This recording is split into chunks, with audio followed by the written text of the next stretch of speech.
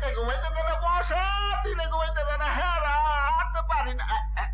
সর্বুক, এই বেটা দারুণের বাচ্চা, মেম সাহেবরা আগের থেকে খবর দিয়েছিল, ঘাটে যাসনি কেন? ঘাট মানে আমাকে সেই ঘাট, মানে আমাকে লঞ্চ ঘাট আর কি। এই মালপত্র নিয়ে চল। মেম সাহেবরা এখানে থাকবেন? অবশ্যই থাকবেন, থাকলে লেগে তো বাংলো, কেন থাকবো?